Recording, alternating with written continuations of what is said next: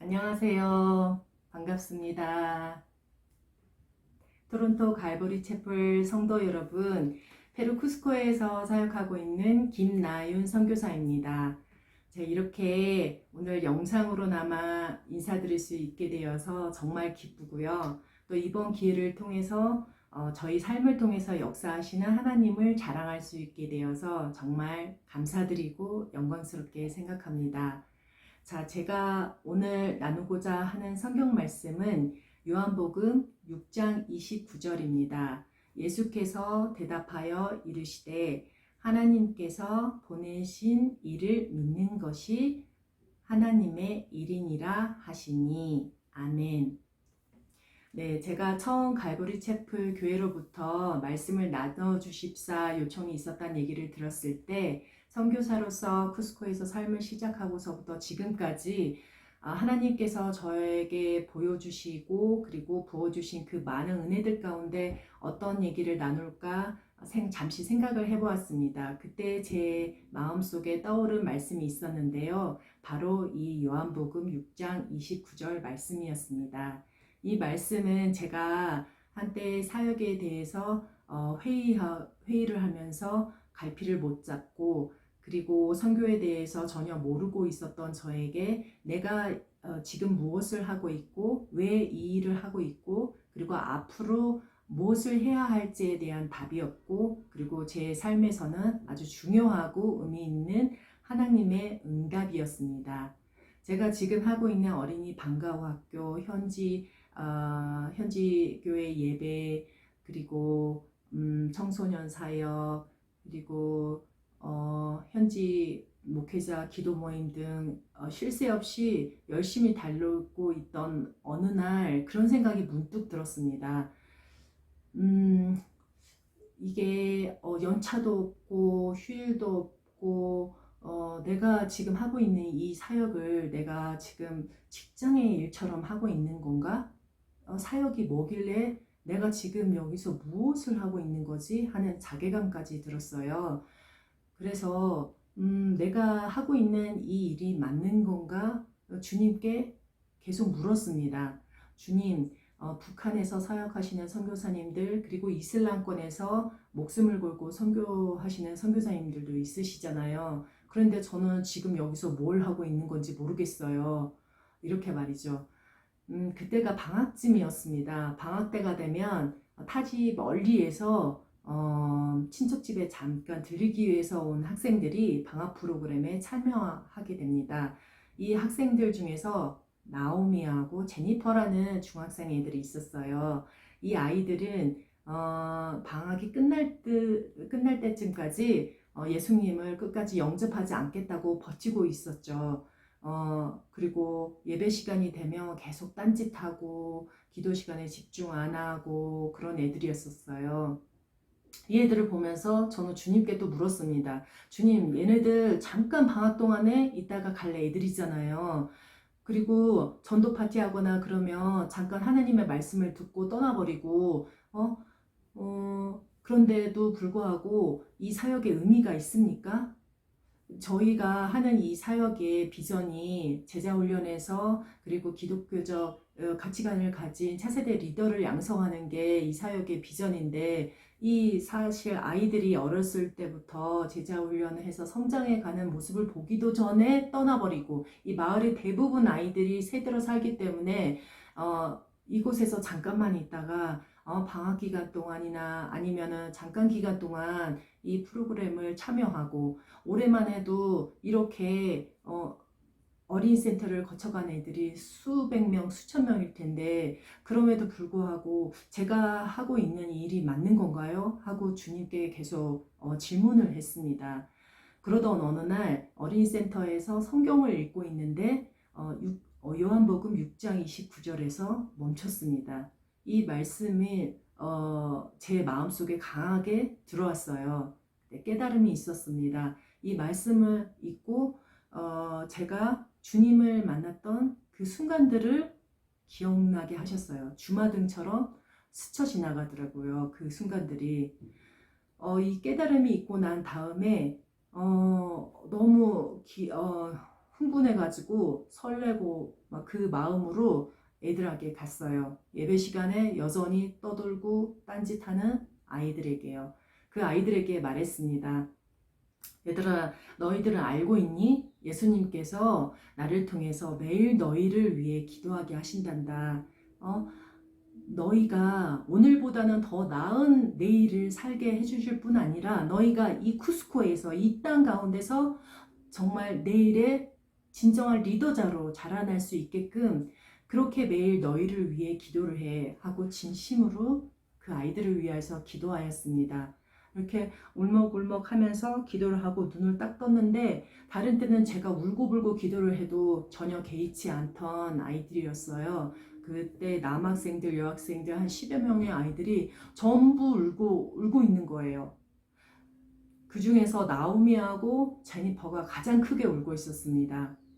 네. 그날 나오미와 제니퍼가 예수님을 영접하였습니다. 방학이 이제 끝나고 마지막 날 나오미하고 제니퍼가 저에게 그랬습니다. 선생님, 정글 집으로 돌아가서도 잊지 않고 예수님을 위해서 기도하겠습니다. 저는 압니다. 그 애들을 그 후로 다시 본 적은 없어요. 그렇지만 예수님께서 반드시 그 아이들 삶을 통해서 역사하실 것이라는 걸요. 네.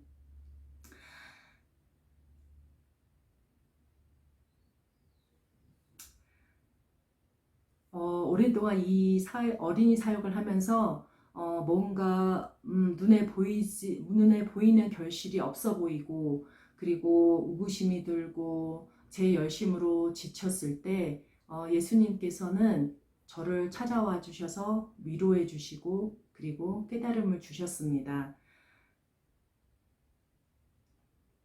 오늘 제가 나눌 말씀은 오병이어의 기적과 품행중의 기적을 본 군중의 한 무리들이 예수님을 끈질기게 쫓아가다가 질문한 것에 대한 예수님의 대답이었습니다. 생명을 위하여 하라라고 말씀하신 예수님의 말씀을 이해하지 못한 무리들이 예수님께 그렇다면 우리가 어찌하여야 하나님의 일을 하오리까 하고 물었던 것에 대해서 예수님께서는 하나님께서 보내신 일을 믿는 것이 하나님의 일이니라 하고 대답해 주셨어요. 전 그때까지 내가 하고 있는 이 일이 맞는 건가? 지금 내가 뭐 하고 있는 거지? 그 질문에 대한 대답을 못할 정도로 그냥 열심히만 사역을 하고 있었습니다. 그런데 이 예수를 전하는 것이 사실은 내 자신을 만족시키고 그리고 내가 아무 이유 없이 앞으로 나아가게 책짓질하는 저 자신이었다는 것을 뉘우치기도 했고요. 또 한편으로는 어떤 형태로든 예수님을 믿고 그 하는 것들은 예수님께서 하나님께서 기뻐 받으시고 또 일하신다는 것을 생각하게 된 제 자신을 들여다보게 되었습니다. 자, 이번에는 그럼 여러분에게 질문을 드리겠습니다. 자, 성경에서 말하는 그 믿음, 그 지식 넘어 머리 말고 여러분이 마음으로 느끼는 예수님을 믿는다는 것은 무슨 의미가 있을까요? 여러분에게 묻고 싶습니다. 네, 시편 40편 1절에 다윗은 이렇게 고백하였습니다. 내가 여호와를 기다리고 기다렸더니 귀를 기울이사 나의 부르짖음을 들으셨도다. 이렇게 해요. 네. 이때 내가 여호와를 기다리고 기다렸다고 하는 이 말씀은 스페인어 성경으로 pacientemente esperé a Jehová 이렇게 번역되어 있습니다. 인내심을 가지고 여호와를 기다렸다라고 말이죠. 여러분들이 믿음 구절로 많이 알고 계시는 히브리서 11장 1절에 믿음은 바라는 것들의 실상이요 했을 때 이 바라는 것이라는 이 동사하고요. 그 다음에 이 시편의 40편 1절에 기다리고 기다렸다 이 동사는 같은 동사가 쓰였습니다. 에스페라르라는 스페인어 동사인데요. 성경 원어로도 같은 의미를 가지고 있습니다. 여러 가지 의미인 것 같지만 사실은 한 가지 의미인 듯한 그런 의미를 가지고 있어요. 바라다, 기다리다, 소망하다 그런 뜻을 가지고 있습니다. 그렇게 한 결과가 무엇이었을까요? 네, 시편 42편 2절에서는 이렇게 말합니다. 나를 기가 막힐 웅덩이와 수렁에서 끌어올리시고 내 발을 반석 위에 두사 내 걸음을 견고하게 하셨도다. 네, 다윗이 그 고통과 그 극한의 상황 속에서 오로지 한 것은 바로 여호와를 기다리는 것이었습니다. 그가 다른 할 수 있는 것들을 다 배제하고 한 것은 여호와를 기다리고 기대하고 소망하는 것이었습니다.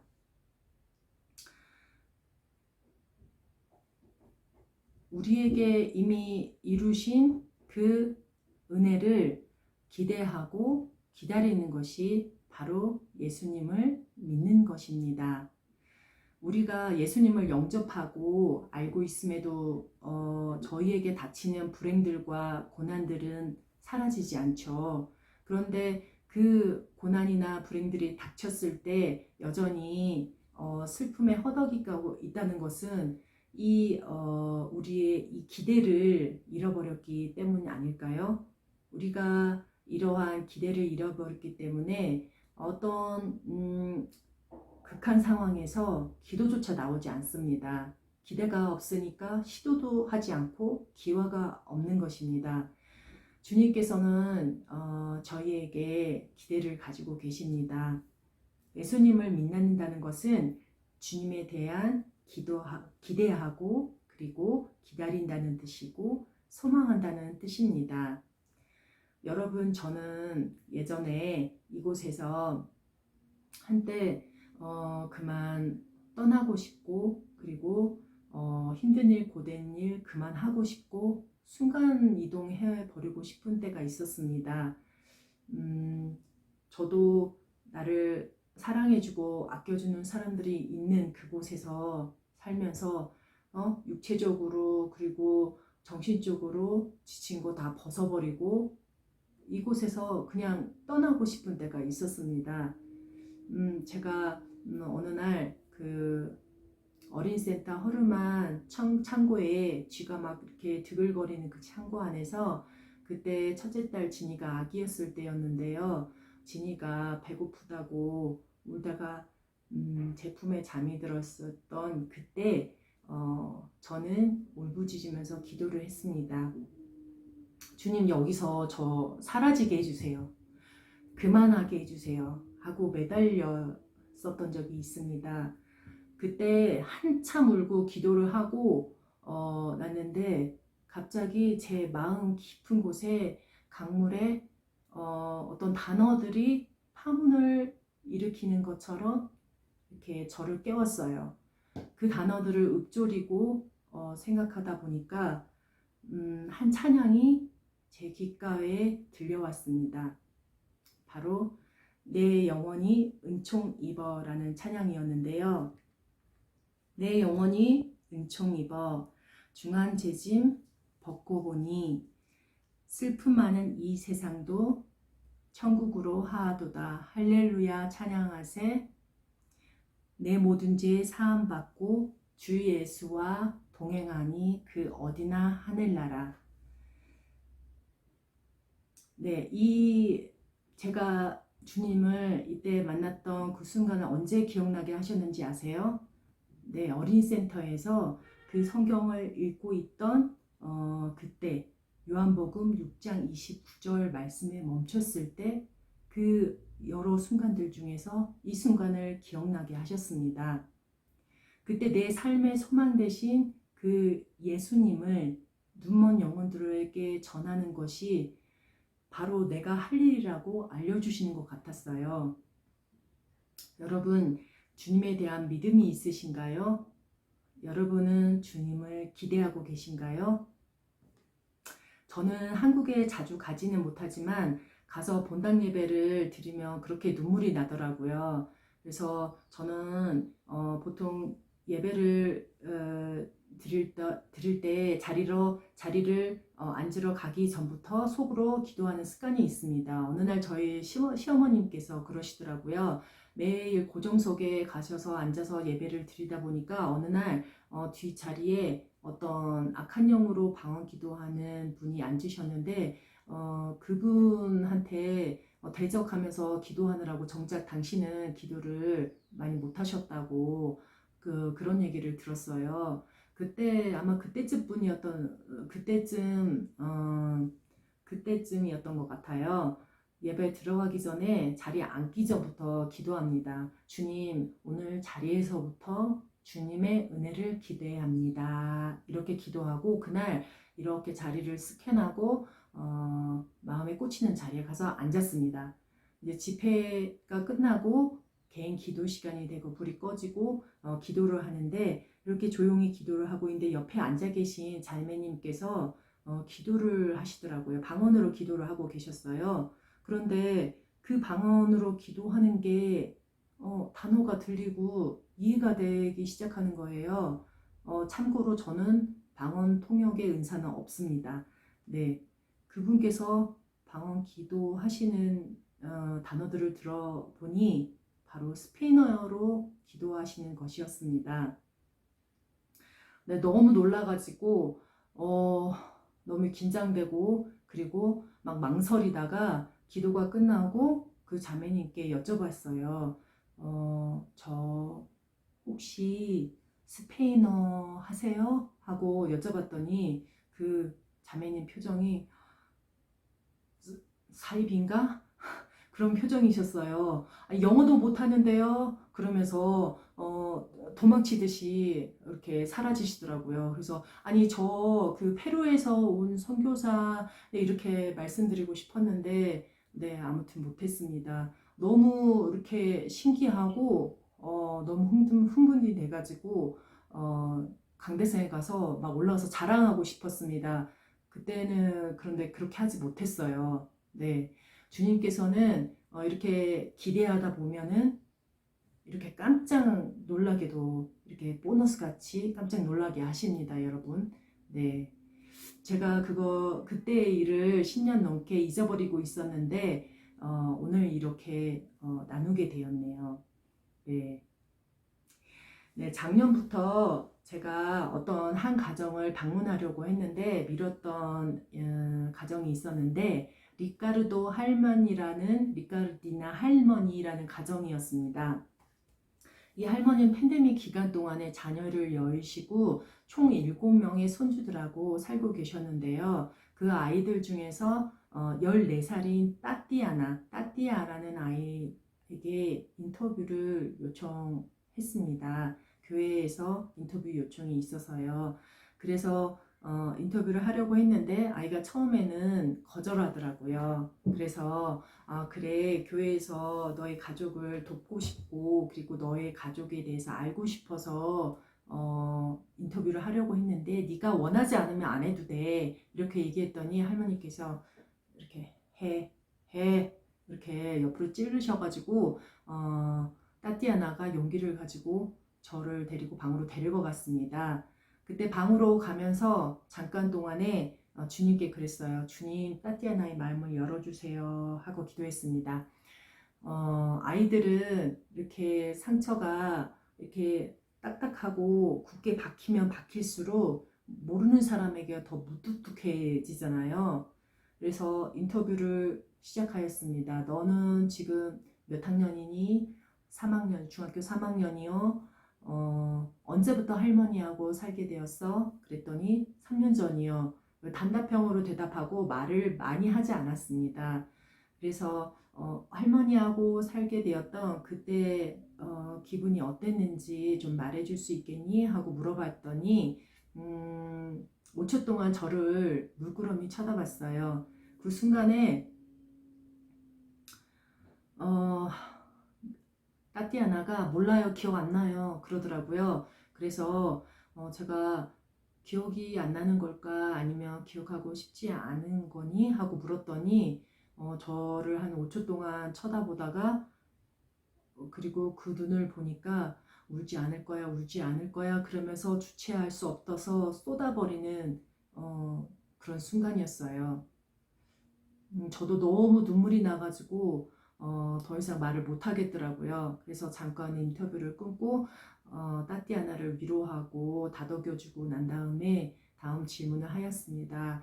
너가 지금 가장 필요로 하고 그리고 네가 혹시 갖고 싶거나 원하는 것이 있니? 하고 물어봤어요. 저는 할머니처럼 생필품이나 아니면 요즘 아이들이 많이 갖기 원하는 휴대폰이라고 대답할 줄 알았어요. 그런 것들을 대답할 줄 알았는데 따띠아나가 이렇게 대답했어요. 심리치료사요. 저도 그렇고 애들이 그 사건 이후로 변화가 있었어요.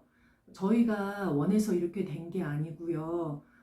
저도 그러고 싶지 않은데 제 감정이 컨트롤이 안 돼요. 그래서 동생들에게 자꾸만 소리치고 욕하게 돼요. 이렇게 얘기를 하더라고요. 울면서.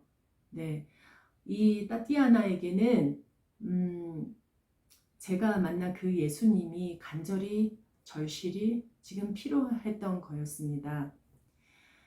내가 처절하게 고통스럽게 울부짖었을 때 나를 위로하신 그 예수님, 나의 미래를 위해서 중보해 주시는 그 예수님 말입니다. 저는 이제 말할 수 있어요. 따띠아나, 나오미, 제니퍼처럼 그렇게 고통 속에서 신음하고 있는 이 아이들에게 하나님이 보내신 자를 알게 해주고 그리고 이 아이들에게 예수님을 믿고 기대하고 소망할 수 있는 그 기회를 주는 것이 제가 지금 이곳에 있는 이유이자 그리고 앞으로 이곳에 이 땅 가운데 있어야 할 목적이라는 것을 알게 되었습니다. 저는 이 선교를 위해서 여느 선교사님들이나 목회자분들처럼 특별한 콜링도 없었고 어떤 헌신이나 고백조차도 없었던 준비되지 않은 자였습니다. 한마디로 네, 그런 자였죠. 남편 유동윤 선교사님께서 어느 날 결혼 반년 만에 우리 선교 훈련을 위해서 기도합시다 그렇게 말하고 그리고 기도하고 있는 저를 발견하였어요. 네, 그래서 선교 훈련을 받아보니까 정말 재미있었습니다. 네, 여러분도 기회 되시면 선교 훈련을 한번 받아보실 것을 권유드리고 싶습니다. 네, 선교 훈련을 마치고 나니까 선교 단체에서 파송장을 주더라고요. 네, 그래서 감사합니다. 그리고 넙죽 받았습니다.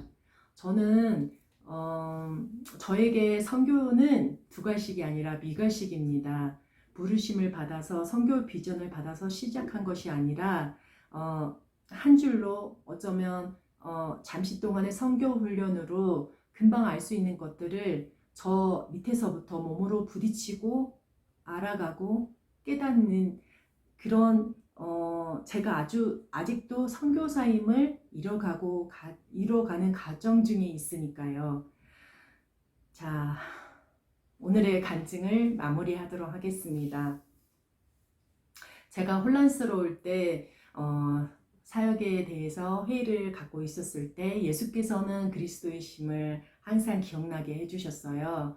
주님께서 제게 주신 말씀은 간단합니다. 예수님을 기다리고 기대하고 소망하라는 것이었습니다.